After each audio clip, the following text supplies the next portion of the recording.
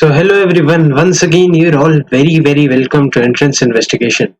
तो गाइस आज के इस वीडियो में हम क्वेश्चंस करने वाले हैं सीक्वेंसेस एंड सीरीज के। कल हमने इसका रिवीजन चेकलिस्ट किया था और आज हम इसके क्वेश्चंस करने वाले हैं। कुछ क्वेश्चंस और ये काफी इजी वाले क्वेश्चंस हैं क्योंकि अभी फिलहाल तो बेसिक क्वेश्चंस हैं, एलिमेंट्री क्वेश्चंस हैं जो कि आपके कॉन्सेप्ट के ऊपर टोटली बेस्ड है। जितना अच्छा आपका कॉन्सेप्चुअल क्लैरिटी होगा उतना इजीली आप स्कोर कर पाएंगे जेईई मेन एग्जामिनेशन में। ठीक है गाइस, धीरे धीरे लेवल बढ़ेगा प्रॉब्लम्स का। अभी तो काफी इजी प्रॉब्लम्स हैं, उसके बाद हम थोड़ा सा टफर साइड पे भी मूव करेंगे एज जैसे जैसे हमारा सिलेबस प्रोसीड करेगा। हम इसके भी अच्छे क्वेश्चंस को डिस्कस करेंगे। ठीक है, we have to move from the basic level and we have to continue moving to the advanced level. That is the entire idea about this problem solving series. Okay guys, तो चलिए start करते हैं। Okay, so first question बहुत ही easy question, 10th class का भी बच्चा कर सकता है। In an AP, the 5 times the 5th term is equal to 8 times the 8th term, then the sum of the first 25 terms is equal to. काफी easy question. In an AP, 5 times of A5 is equal to 8 times of A8. तो क्या इसको हम A5 को A+4D लिख सकते हैं और सिमिलरली A8 को हम A+7D लिख सकते हैं। ओके, सो इससे ये हम लिखेंगे 5A+20D is equal to 8A+7 8 56D। इधर को ले जाते हैं ना, सारी टर्म्स एक साइड को ले लेते हैं, तो 3A+36D इज इक्वल टू 0, यानी कि A+12D इज इक्वल टू 0। अच्छा, हमसे पूछा क्या गया है? हमसे पूछा गया sum of first 25 terms, so that would be equal to 25/2 into 2A+n-1 यानी कि 24D। यानी कि अगर मैं इससे 2 कैंसिल करूं तो ये तो बहुत ही सिंपल बन गया, A+12D बन गया। पर A+12D 0 है, तो sum of first 25 times of terms is also equal to 0, यानी कि D was the correct answer to this question, right है। नेक्स्ट क्वेश्चन पे मूव करते हैं। काफी इजी क्वेश्चन, बिल्कुल हमें जनरल टर्म nth टर्म मतलब nth जनरल टर्म जो है उसके ऊपर था और sum of n terms of an AP के ऊपर था। काफी easy question. Okay, next question पे मूव करते हैं। राइट, तो ये क्वेश्चन आपका AIEEE 2006 में आया हुआ है और ये भी काफी आसान क्वेश्चन। चलिए ट्राई करते हैं। A1 A2 A3 be the terms of an AP। Okay, तो A1 से लेकर के AP का sum is equal to P square upon this is equal to Q square, है ना। इफ तो फिर हमें A26/A21 निकालना है, तो थोड़ा सा दिमाग लगना था और बाकी बहुत ही सिंपल क्वेश्चन है।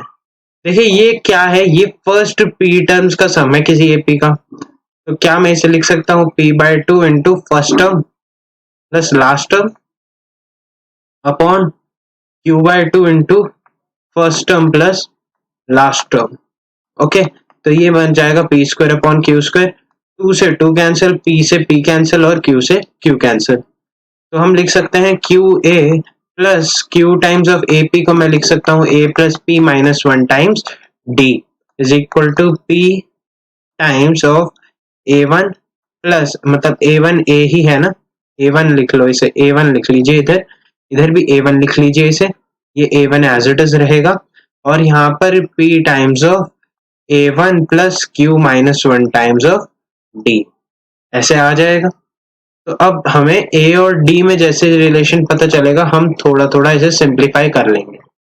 ओके, तो हमारे पास अगर मैं इसे सॉल्व करूं तो यहाँ से क्या बनेगा 2QA1, यहाँ से क्या बनेगा 2PA1, यहाँ से क्या बनेगा Q times of P-1 into D और यहाँ से भी बनेगा plus P times of Q-1 into D। तो इधर से PQD और PQD वाले टर्म कैंसिल हो जाएंगे। अब यहाँ से बचेगा -QD और यहाँ से बचेगा -PD और यहाँ से बचेगा 2PA और यहाँ से बचेगा 2QA। ओके, तो जब हम इसे सॉल्व करते हैं, आगे सॉल्व करते हैं, इसको इधर ले जाते हैं और इसको इधर ले जाते हैं, तो ये बन जाएगा 2q माइनस 2p टाइम्स क्या पर times a1 is equal to q minus p times d। तो इससे हमें बहुत ही सिंपल रिलेशन मिल गया। अगर यहाँ से 2a1 कॉमन ले लिया जाए तो q minus p is equal to q minus p times d बन जाएगा। ये और ये हो जाएंगे कैंसिल, तो d आ जाएगा 2a1। ये मेरा पहला रिलेशन। अब हमें निकालना क्या है, a6 अपॉन a21। a6 को मैं a प्लस 5d लिख सकता हूं और a21 को मैं लिख सकता हूं a प्लस 20d। d को अच्छा a1 प्लस कर लो और d को मैं 2a1 सब्सटीट्यूट करूंगा तो a1 plus 10a1 upon a1 plus 40a1 यानी कि 11a1 बाय 41a1 आ जाएगा which is equal to 11 by 41 जो कि हमारा सी आंसर में है। तो इसका आंसर हो जाएगा C. This is the correct answer to this question. I hope आपको ये समझ आया होगा। कॉन्सेप्ट बहुत ही सिंपल था। सम ऑफ n टर्म्स निकाला, रिलेशन बिटवीन, उससे हमारा क्या निकला, relation between first term and the common difference, और उसके बाद हमने an is equal to a plus n minus 1 times d का यूज किया। ये बहुत ही सिंपल कॉन्सेप्ट AP के जो कि आप 10th क्लास से पढ़ते आ रहे हैं, तभी तो बोलते हैं कि सीक्वेंसेस सीरीज के क्वेश्चन को छोड़ना नहीं है। ये बहुत ही इजी क्वेश्चन पूछे जाते हैं इस वाले चैप्टर से, राइट। चलिए गाइस नेक्स्ट क्वेश्चन पे मूव करते हैं। ओके सो इस क्वेश्चन में क्या दिया गया है, ये थोड़ा सा लिमिट वगैरह से भी रिलेट किया और इसने अर्थ टर्म को रिलेट किया, तो ये काफी अच्छा क्वेश्चन बना गया ऑटोमेटिकली। देखिए हमारे पास टी आर दिया गया है, r upon 1 plus r square plus r की पावर 4। अब आपको ये याद होना चाहिए कि आर की power 4 plus r square plus 1 का हम फैक्टराइजेशन करते हैं r square plus r plus 1 times r square minus r plus 1। अगर आपको ये याद है तो ये क्वेश्चन बहुत ही सिंपल बन जाएगा, पर ये याद होना चाहिए ये एक इम्पॉर्टेंट फैक्टराइजेशन होता है। ये आपको इंटीग्रेशन में भी काम आता है। जब आपके पास फोर्थ पावर जैसे बाई क्वाड्रेटिक वाले फैक्टर्स हैं तो आप इसको इस तरीके से यूज कर सकते हैं। तो ऐसा करते हैं, अगर हम इन दोनों का डिफरेंस देखें तो वो 2r का आ रहा होगा अगर आप इसका डिफरेंस देखेंगे। ओके तो यहाँ पर r है तो ऐसा करते हैं हाफ से मल्टीप्लाई करते हैं और हाफ से ही मतलब 2 से मल्टीप्लाई करा और 2 से डिवाइड कर दिया। और अब इसको स्प्लिट करके लिख लेते हैं। पहले तो इधर लिख लेते हैं r square plus r plus 1 और यहाँ पर लिखते हैं r square minus r plus 1 और अब यहाँ पर लिखते हैं r square plus r plus 1 minus r square minus r plus 1 brackets के अंदर। ये स्प्लिटिंग से हमें कैसे फायदा होगा ये अभी आप लोगों को दिखेगा। ओके तो यहाँ पर इससे ये कैंसिल हो जाएगा तो ये r square minus r plus 1 minus of 1 upon r square plus r plus 1 बन जाएगा। ये इंडिविजुअली दो अलग अलग टर्म्स बन गई। ओके अब ये मेरी rth टर्म बन गई। मुझे निकालना क्या है, पहले मैं निकालता हूं, ऐसा करता हूं मैं समेशन ऑफ टी आर निकाल लेता हूं from from r equal to 1 to n और फिर उसके बाद इस ये एक फंक्शन ऑफ n में बनेगा और उसके बाद मैं उसकी लिमिट निकाल लूंगा इंफिनिटी पे। ये मेरे थॉट प्रोसेस का पार्ट था। तो अब मैं इसमें समेशन कर लूं तो दोनों साइड अगर मैं समेशन कर दूं तो हाफ समेशन के बाहर आ जाएगा और यहाँ पर बन जाएगा 1 by r square minus r plus 1 minus 1 by r square plus r plus 1 n equal to r equal to 1 से n। तो इसको सॉल्व करते हैं। देखिए 1 डाला, पहले तो एक बार 1 डालते हैं, थोड़ी एक दो टर्म्स डालकर देख लेते हैं। तो 1 minus 1 plus 1 minus of 1 by 1 plus 1 plus 1 minus अच्छा प्लस ऑफ 2 डालते हैं तो 2 स्क्वायर हो गया 4 प्लस 1 5 माइनस 2 आ जाएगा 3। ओके एंड माइनस 1 बाय 4 2 6 1 7 आ जाएगा।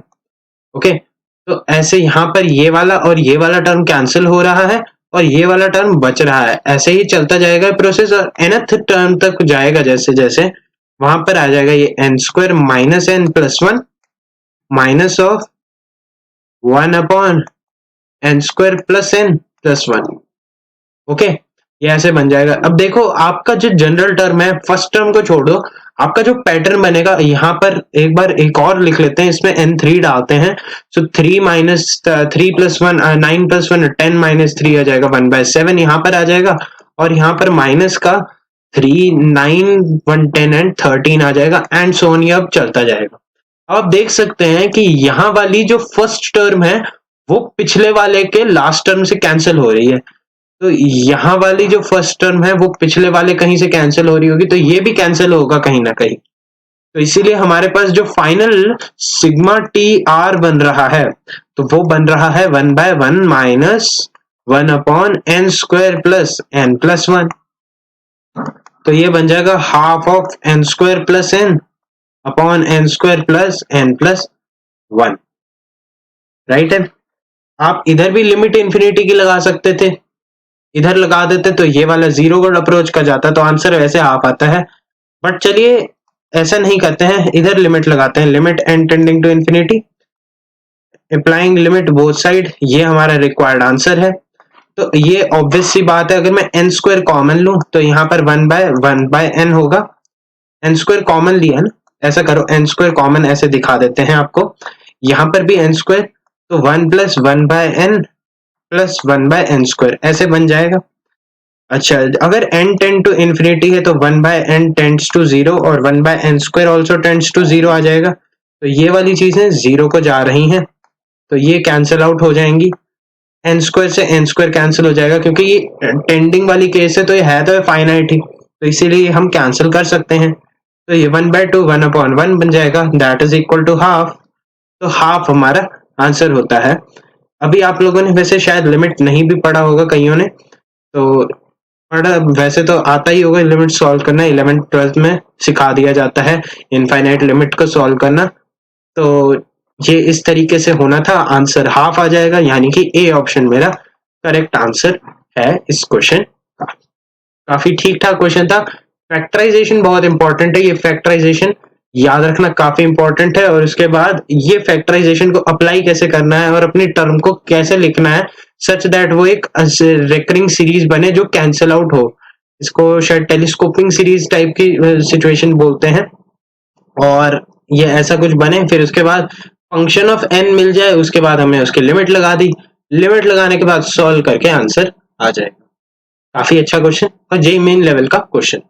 नेक्स्ट क्वेश्चन पे मूव करते हैं। ओके, सो ये क्वेश्चन है बहुत ही फेमस क्वेश्चन, जो मैंने आपको बताया था कि हम ये भी करेंगे। देखिए ये क्वेश्चन क्या है, 1 + 4/5 + 7/5 स्क्वायर + 10/5 क्यूब, बस ये इनफाइनाइट तक जा रहा है, इतना डिफरेंस है, वहां पर हो सकता था फाइनाइट तक जाता, बट हम एक बार इनफाइनाइट वाला रिजल्ट देखेंगे आज। देखिए जैसा कि मैंने आपको कहा था, अगर आपको कहीं ना कहीं एपी दिख जाए और जीपी दिख जाए, तो आपको मैंने मेथड बताया था कि आपने कॉमन रेशियो से मल्टीप्लाई करना है। बेसिकली ये एजीपी का क्वेश्चन है ना, तो कॉमन रेशियो से हमें मल्टीप्लाई करना है। जैसे ही आप कॉमन रेशियो से मल्टीप्लाई करेंगे, आपके पास एक वैल्यूज जैसे आएंगी, वो आप कैंसल आउट ऑटोमेटिकली हो जाएगी और आपको एक सिंपल सा रिजल्ट मिलेगा। इनफाइनाइट में आप मल्टीप्लाई करेंगे और लास्ट में जो कैंसिलेशन होगी वो इनफाइनाइट तक जाएगी, तो हम 10 to 0 वाला केस लगाकर उस वाले लास्ट टर्म को नेग्लेक्ट कर सकते हैं। करके दिखाते हैं। देखिए ये मेरा सम है जो मुझे निकालना है, इसमें मैं क्या देख पा रहा हूं कि मेरा जो यहाँ पर एपी है ये 5 की पावर 0 से कंसीडर कर लो या अलग से भी कंसीडर कर लेंगे, तब भी उसमें कोई आफत वाली बात नहीं है।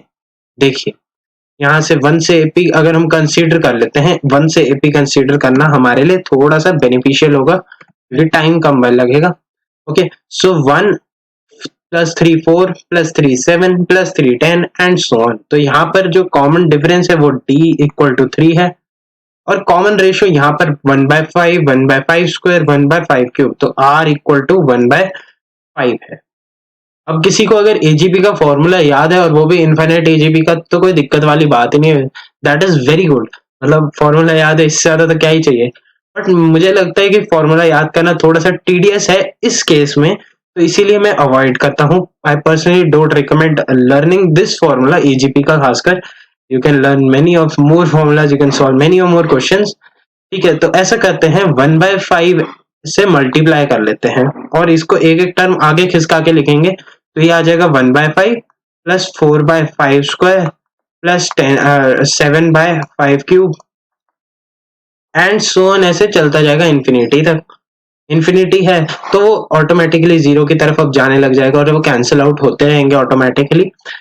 अब मेरे पास इक्वेशन 1 है और एक इक्वेशन 2 है। अगर मैं 1 माइनस 2 करूं जो कि मुझे निकालना है, तो ये बन जाएगा 4/5s is equal to 1 plus 3/5 plus 3/5 square plus 3/5 cube and so on up to infinity.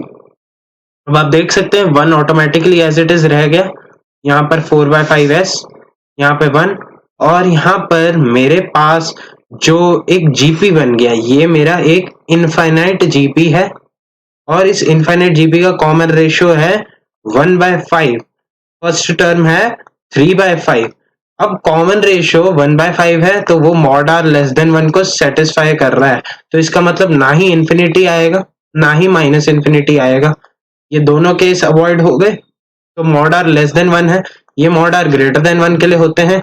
एक और कॉन्सेप्ट रिवाइज हो गया, mod r less than 1 check कर लिया तो इसमें मैं इनफाइनाइट जीपी का फॉर्मूला लगा सकता हूं। तो यहाँ पर 4/5s is equal to 1 plus a upon 1 minus r, ये होता है इनफाइनाइट जीपी का formula, a upon 1 minus r for n infinite GP, ये फॉर्मूला होता है।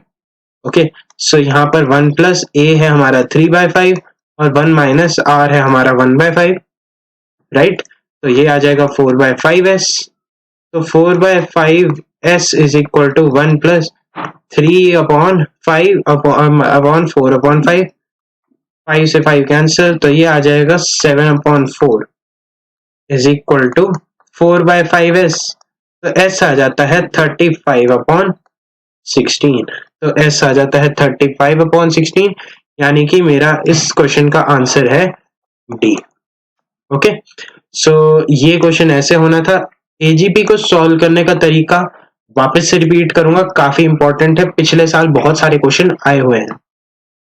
मैं बार बार बोलूंगा एजीपी को कैसे सॉल्व करते हैं, उसका तरीका है, पहले हम सीरीज लिखेंगे, फिर उसमें जो जीपी का कॉमन रेशियो है, जो जीपी का कॉमन रेशियो है उसको आइडेंटिफाई करेंगे, अगर वो आर है तो उसे मल्टीप्लाई करेंगे आर से, और फिर हमारे पास यहाँ पर एक वही बनेगी सीक्वेंस, एक एक टर्म आगे खिसका के लिखेंगे और सब्ट्रैक्ट करेंगे। जैसे ही वो सब्ट्रैक्ट करेंगे तो हमारे पास रिक्वायर्ड रिजल्ट आ जाएगा। ओके गाइस, चलिए नेक्स्ट क्वेश्चन पे मूव करते हैं। ओके, सो हम अब इस क्वेश्चन को देखते हैं। The third term of a GP is 2, the third term of a GP is 2, the product of the first 5 terms of the GP is. थोड़ा बहुत ज्योमेट्रिक मीन से रिलेशन है इसका। जीपी की आप 5 टर्म्स लिख के देखो, आपको अपने आप आइडिया लग जाएगा। सबसे पहले अगर मुझे थर्ड टर्म लिखनी है जीपी की, लेट्स से मैं इसे T3 लिखूं, तो वो ए आर स्क्वायर होती है, क्योंकि T of n is equal to a into r की पावर n माइनस 1 होती है ना। ये होता है कॉमन उसका, सॉरी, जनरल टर्म जीपी का। तो अब हमारे पास third term of GP is given as 2, तो 2 is equal to a r square. Then the product of the first 5 terms, first 5 terms क्या होती हैं, a r square, a r cube, a r की पावर 4। जब product ले लेंगे तो वो 5 ए आ जाएंगे और आर कितना आ जाएगा, 1 plus 2 plus 3 plus 4, 4 3 7 2 9 1 10, a 5 r की पावर 10 आ जाएगा, यानी कि ए आर स्क्वायर की पावर 5 आ जाएगा, यानी कि आ जाएगा 2 की power 5 which is 32। Option C अपन का आंसर हो जाएगा। अब ये एक और तरीका भी है, डायरेक्टली भी कर सकते हैं ना इसे। देखो, मैंने आपको पिछले वीडियो में मतलब रिवीजन चेकलिस्ट में एक बात बताई थी कि जब हमारे पास दो टर्म्स है, लेट्स से हमारे पास दो टर्म्स है एक्स एंड वाई, और उसका जो ज्योमेट्रिक मीन है let's say that is Z, तो अगर मुझे एक्स, अगर यहाँ पर अगर ए और बी है तो हमें इन सब का प्रोडक्ट लिखना है। तो अगर a b x y z करना है तो वो एक्चुअल में कितना आ जाएगा, वो आ जाएगा कितनी नंबर जेड जो मिडल मोस्ट टर्म है की पावर कितनी टर्म्स है, 5, तो 5 z raise to the power 5 आ जाएगा ये, क्योंकि जीपी एक सिमेट्रिक सीक्वेंस होती है और यहाँ से हम ऐसे कर सकते हैं कि product from the end has to be same. तो उसी में हम देखें तो यहाँ से आ जाएगा, अगर हम इन दोनों को देखें तो ये ए स्क्वायर आर की पावर 4 आ जाएगा। इन दोनों का प्रोडक्ट देखें तो वो ए स्क्वायर आर की पावर 4 आ जाएगा, और इसका हम इंडिविजुअली प्रोडक्ट देखते हैं तो ए आर की पावर ए आर स्क्वायर आ जाता है। तो बेसिकली वो सिमेट्रिक होने की वजह से अगर मुझे n टर्म्स का प्रोडक्ट चाहिए होता है pi of r 1 to n और जीपी, लेट से इसको मैं ए आर की पावर एन ए के ये k 1 to n a r की पावर के -1 कर दूं, तो वो एक्चुअल में आता है मिडल ज्योमेट्रिक मीन जो है उसकी पावर n। ये हमने पिछले वीडियो में डिस्कस किया गया है, तो आप रिवीजन चेकलिस्ट जरूर देखें, उसमें ये वाली बात एक्सप्लेन करने की कोशिश की गई है, आपको समझ आ जाएगा कैसे करना है। तो इसका आंसर वैसे सी होना था। काफी इजी क्वेश्चन, बस इसको लिखने के लिए अलग से आप इसको ऐसे भी याद रख सकते हैं, वरना ये वाला मेथड मैं तो प्रेफर करूंगा यही कर लो, है ना। पर अगर बहुत सारी टर्म्स हो जाए, लेट से 50 टर्म्स का आपको प्रोडक्ट लिखना है, यहाँ पे 5 नहीं, आपके पास 50 टर्म्स है और आपके पास ए आर की पावर 24 दिया है, यानी कि आपके पास 25 टर्म्स दी गई हैं, तो या 49 टर्म्स का लिखना है, मतलब जैसे है वो सिमेट्रिक रिलेशन मेंटेन करने के लिए हम डायरेक्टली वो रिजल्ट अप्लाई कर सकते हैं। ओके गाइस, नेक्स्ट क्वेश्चन पे मूव करते हैं।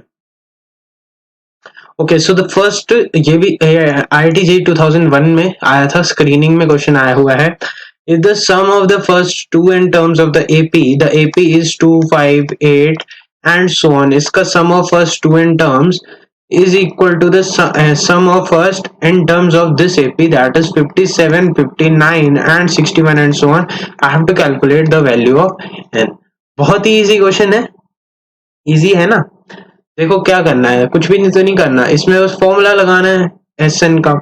सो n/2 2a plus n-1 times d, इसका d है 3, मैं डायरेक्टली यहाँ पर लिख ही देता हूँ, नहीं तो अलग से हमें बहुत सारा और तामझाम करना पड़ेगा, उसकी आई थिंक जरूरत नहीं होगी।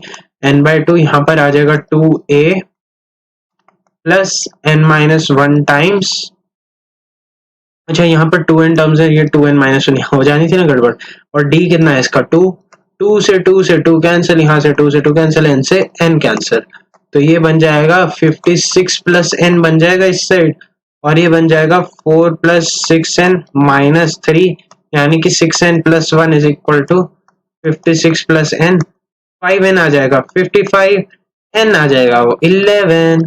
बहुत ही सिंपल क्वेश्चन था, ठीक है। n आ जाएगा 11, आ जाएगा जेईमेन में भी आ जाएगा ये, ठीक है। बस वो क्या है, कैलकुलेशन बढ़ा देंगे या कोई ऐसा कुछ, ऐसा डेटा आपको यहाँ तो डेटा बना के दिया होता है ना, IIT JEE में तो अच्छा डेटा दिया होता है जेईमेन, पर जेईमेन में पता नहीं क्या होगा, ठीक है।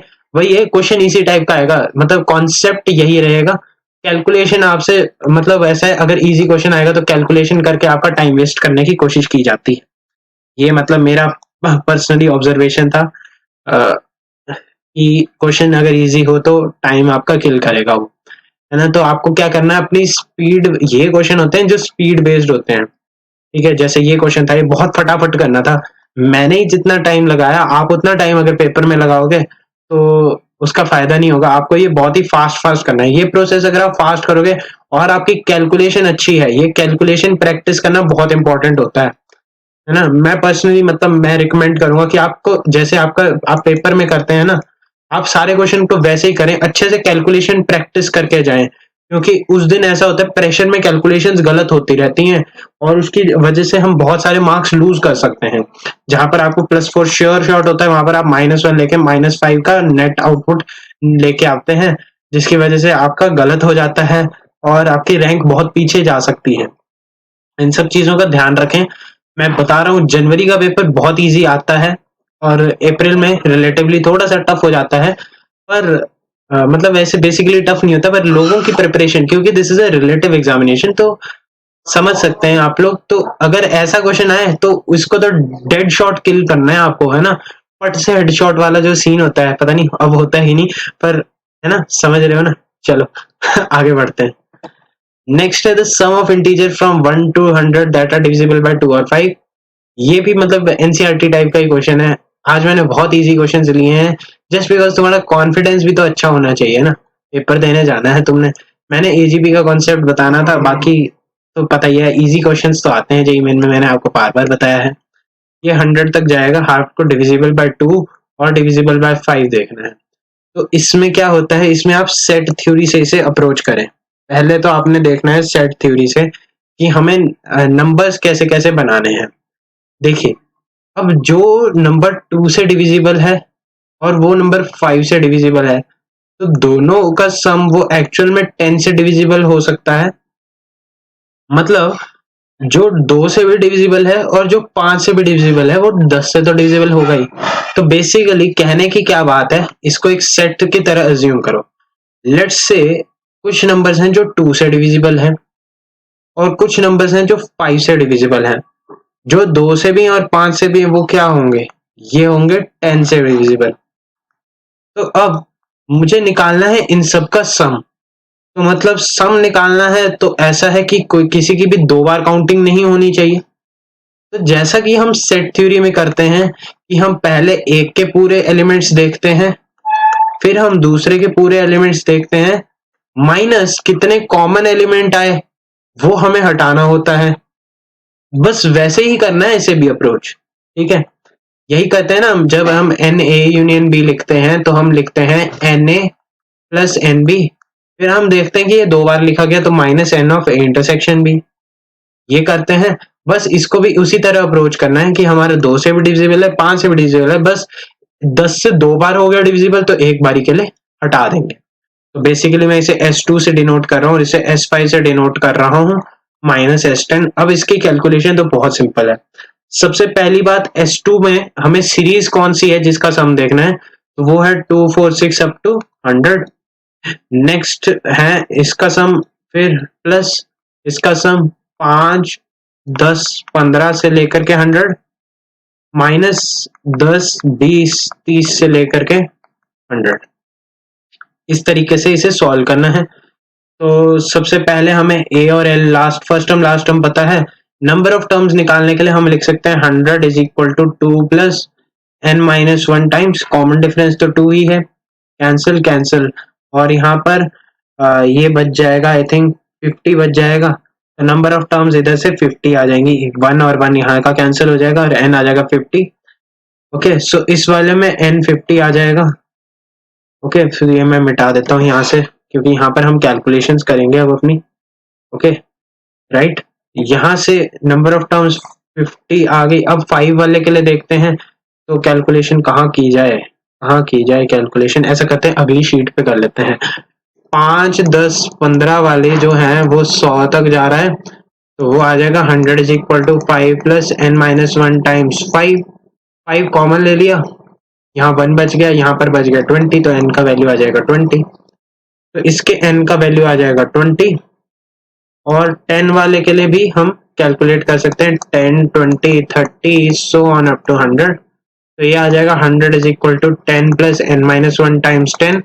तो n का वैल्यू यहाँ से 10 आ जाएगा ऑटोमेटिकली, आप देख सकते हैं यहाँ से n का वैल्यू 10 आ गया। जब हमारे पास इतना सब डेटा आ गया, ये अलग है ना, ये अलग है तो इसलिए इसे अलग से लिख लिए। तो अब मुझे यही लगाना है, s n is equal to n by two a plus l, ये लगाना है कॉन्सेप्ट। तो एन बाई टू आ जाएगा 50 by two into a plus l आ जाएगा 102। ओके, यहाँ से आ जाएगा 20 बाई टू इंटू 105 माइनस यहाँ से आ जाएगा 10 बाई टू इंटू 100 एंड ये आ जाएगा 110। कूल, यहाँ से 5 आ जाएगा कैंसिल होके, यहाँ से 10 और यहाँ से 51। 50 इंटू 51 कितना होता है, 51 इंटू 5 हो गया 255। तो ये आ जाएगा 2550। यहाँ से 550 एग्जैक्ट आ जाएगा और यहाँ पर 1050। अब लगाओ बॉड मास, है ना मतलब 7 तक के बच्चे के लिए बढ़िया हो गया क्वेश्चन। ओके, सो ये आ जाएगा 3600, कितना आ गया 3600 आ गया क्या, 3600 माइनस 550 आ गया। सो आंसर आ जाएगा 3050, जो कि हमारा ऑप्शन सी में है। तो सी ऑप्शन इसका करेक्ट आंसर हो जाएगा। ओके, तो सी इसका करेक्ट आंसर था। आई होप आपको समझ आया होगा। सेट थ्योरी वाला कॉन्सेप्ट भी इसमें थोड़ा सा रिवाइज हुआ कि ये कैसे बनता है ना, और इसको कैसे हम बाकी चीजों में अप्लाई कर सकते हैं। ये मतलब थोड़ा सा डिफरेंट टाइप से अप्रोच करने की मैंने कोशिश करवाई, ताकि आपके दिमाग में थोड़े से मतलब दिमाग के घोड़े चलना शुरू हो। ठीक है, ये इंपॉर्टेंट है। S n is equal to n by two a plus l. AP में तो बहुत सिंपल क्वेश्चन होते हैं, तुम्हें दिख ही रहा होगा। कूल, चलिए नेक्स्ट क्वेश्चन पे मूव करें। ओके, सो यहाँ पर इसने दिया कि then there are n arithmetic means between 3 and 54 such that the eighth mean is to n in minus 2th mean is equal to 3 is to 5, then the value of n is basically n निकालना है। अच्छा, means का concept मैंने आपको बताया था कि 3 और 54 के बीच में हमारे पास a1 a2 a3 and so on up to an है। तो इसका मतलब ये n+2 टर्म्स का एक ap दिया गया है, n+2 टर्म्स का ap। ओके, सो अगर मैं 54 को देखूं तो वो एक्चुअल में क्या है, n+2th टर्म है, n+2th टर्म है। तो a of n+2 is 54 is equal to a plus n-1 यानी कि n+2 - 1 यानी कि n+1 टाइम्स d। अच्छा, n निकालना है, एक बार के लिए d निकाल लिए। ओके, सो ये हमारा इधर गया तो 54 - 3 हो गया 51 बाय n+1 आ जाएगा d। मेरे पास 51 बाय n+1 आ चुका है, दैट इज d मेरे पास आ चुका है। अब मुझे देखना है a8 कितना आ जाएगा, यानी कि एट्थ मीन है, तो बेसिकली वो होगी 9th टर्म। और वैसे भी हमने देखा था कि मीन्स के कॉन्सेप्ट में ये a + 8d की तरह वर्क करेगा। a क्या है इसमें 3, सो ये आ जाएगा 3 + 8d, 8 times of 51 by n+1। Okay, and a of n-2 क्या आ जाएगा, a plus n-2 times of d। Okay, तो ये आ जाएगा 3 + 51 by n+1 into n-2। Okay, now a8 is to a of n-2 is proportional to 3:5। तो इसको इस तरीके से भी देख सकते हैं, कई लोग इसे सिंपली ऐसे भी करते हैं। और मैं आपको, जैसे आपने बचपन में बेसिक्स में पढ़ा होता है, क्लास 4th 5th में पढ़ा होता है, product of means is equal to product of अंदर वाले यानी कि means is equal to product of extremes, है ना, प्रोडक्ट ऑफ एक्सट्रीम्स। ये छोटे मोटे कॉन्सेप्ट याद करा रहा हूँ मैं, ऐसे कुछ नहीं है, मतलब ये याद भी नहीं है तब भी तो क्वेश्चन हो ही जाता है। ये बेसिकली आया कहाँ से, मुझे पता है ये एक रेशो होती है, तो a8 upon a of n-2 और इसका भी रेशो, सो ये डिवाइडेड बाय ये नीचे आ जाता है तो 5:3 बन जाएगा। ये 5:3 बन जाएगा तो मल्टीप्लीकेशन में वो 3:5 रह जाता है, तो ये इज इक्वल टू 3:5 आ जाएगा ऑटोमेटिकली, क्योंकि इन दोनों का जो डिवीजन है वही इन दोनों का डिवीजन होना चाहिए, राइट है। तो इससे आ जाता है, इसमें क्रॉस मल्टीप्लाई करके ये रिजल्ट आता है। Product of means is equal to product of extremes आपने 4th 5th स्टैंडर्ड में पढ़ा होता है, तो इसलिए मैंने जस्ट उसको रिकॉल कराने के लिए आपके साथ ये बात करी। ओके, तो अब मैं a8 लिख सकता हूँ 5 टाइम्स ऑफ a8 कितना है, 3 + 8 टाइम्स 51 अपॉन n+1, और यहाँ पर 3 इंटू यहाँ पर कितना आ जाएगा, a ऑफ n-2 आ जाएगा 3 + 51 इंटू n-2 अपॉन n+1 आ जाएगा। जब हम इसे सॉल्व करेंगे तो 15 यहाँ आ जाएगा 9, यहाँ आ जाएगा 51 3 153 into n-2 upon n+1 is equal to 15 + 40 into 51 upon n+1 आ जाएगा, राइट है। अब इसको सॉल्व करेंगे, यहाँ से n निकालना है हमें, ये कितना आ जाएगा यार, ये आ जाएगा 6 आ जाएगा, is equal to 153 into n-2 minus 153 into n-2 on n+1 is minus 40 into 51 into 4 कितना हो गया 204, तो ये आ जाएगा 2040 आ जाएगा। तो 6n + 6 is equal to 153n minus 2040, और यहाँ पर आ जाएगा 306 आ जाएगा, तो 462346 आ जाएगा। तो ये आ जाएगा 2 3 4 6। जब इसे अगेन ये आ जाएगा 2 3 5 2 is equal to 147n। n का वैल्यू आ जाएगा यहाँ से 16 आ जाएगा, ऑब्वियसली 16 आ जाएगा, तो n का वैल्यू 16 आ गया। तो answer to this question is B. Okay, B आ जाएगा इस क्वेश्चन का आंसर, राइट है। समझ में आ गया होगा। तो ये आपका क्वेश्चन था, इसमें आपसे अर्थमेटिक मीन का कॉन्सेप्ट पूछ लिया।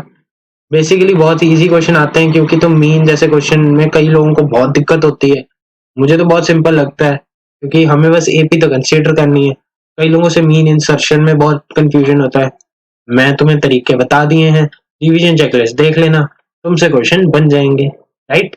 चलिए नेक्स्ट क्वेश्चन पे मूव करें। ओके जी, तो ये आ गया हमारा एएमजीएम इनइक्वालिटी पे क्वेश्चन।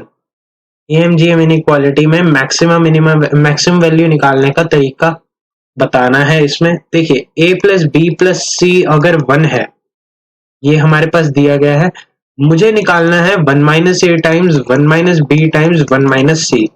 तो कहीं ना कहीं मुझे ऐसे ऐसे 3 नंबर जनरेट करने पड़ेंगे। ऑब्वियस सी बात है, तीनों नंबर पॉजिटिव होंगे, क्योंकि इनका सम ही 1 है। ओके, और ये दिया ही है, वैसे भी पॉजिटिव दिया गया है, तो अगर ये पॉजिटिव है और इनका सम 1 है, तो ये तीनों फ्रैक्शंस होंगे, और 1 माइनस फ्रैक्शंस हमेशा एक पॉजिटिव क्वांटिटी मिलेगी मुझे। ओके, मतलब फ्रैक्शंस समझ रहे हैं ना। ओके, तो यहाँ पर क्या डिसाइड हो रहा है कि ये मुझे इस तरीके के नंबर जनरेट करने हैं। एएमजीएम का फायदा होता है कि हमें इन तरह के नंबर जनरेट करके हमारे पास इनका सम का रिलेशन हमें दिया गया है।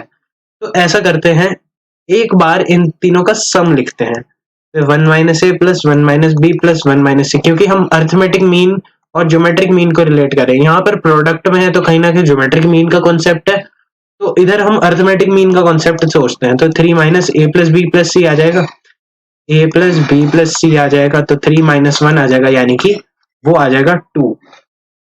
अच्छा, तो ऐसा करते हैं, ऐसा क्यों ना कर ले, हम ये लगा लें M greater than equal to GM, क्योंकि हमें पता है नंबर्स पॉजिटिव हैं और हमारी सीक्वेंसेस को भी फॉलो कर रहे हैं।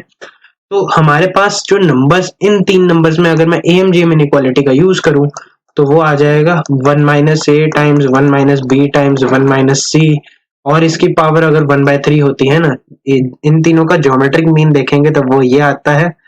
Geometric mean of 3 numbers p q r होता है p q r raise to the power 1/3। ये आपको याद होना चाहिए, ये आपको पता होना चाहिए। नहीं पता है तो कॉन्सेप्ट चेकलिस्ट में देखें।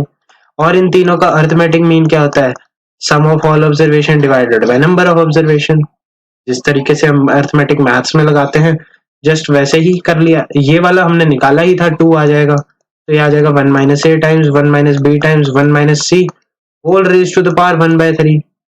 अब मैं किसी भी नंबर का पावर 3 करूं, अगर मैं पावर 3 करता हूं तो उससे फायदा क्या होता है, क्योंकि इससे हमारा रूट का लॉस नहीं होता है, पहली बात, तो हम पावर 3 कर सकते हैं। दूसरा, ये एक इंक्रीजिंग फंक्शन की तरह बिहेव करता है, तो इनइक्वालिटी का साइन चेंज नहीं होता है। तो यहाँ पर अगर मैं पावर 3 करूंगा और इधर में मैं दोनों साइड पावर 3 कर दूं, तो यहाँ से तो ये कैंसिल हो जाएगा, पर हमारे पास ये ऐसा कुछ बन गया, तो 1 माइनस बी 1 माइनस सी बन जाएगा।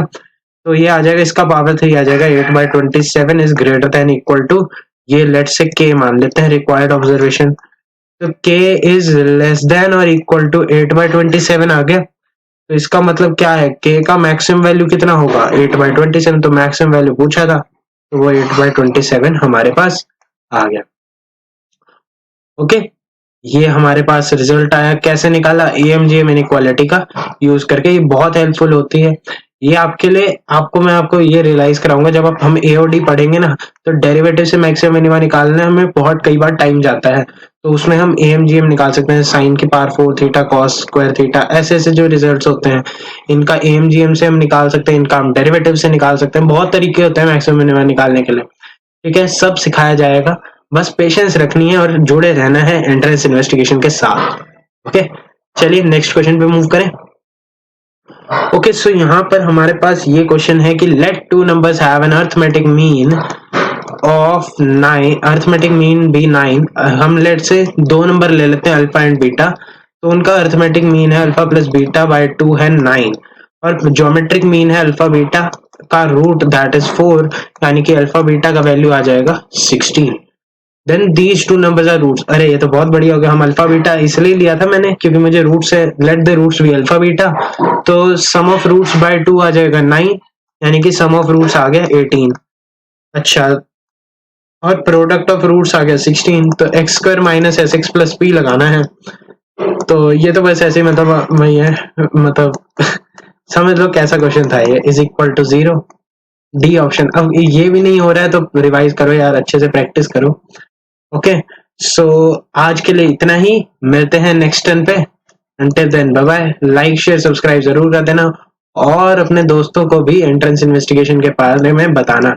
एंट्रेंस इन्वेस्टिगेशन पे रिवीजन चेकलिस्ट वगैरह चल रही हैं, तो प्रॉब्लम सॉल्विंग चलती है, मैथमेटिक्स का पूरा one shot solution, one stop solution है। तो पूरी तरह से सब्सक्राइब करें और शेयर करें, भर भर के प्यार दें। और चलिए मिलते हैं अगले वीडियो में। Until then bye bye.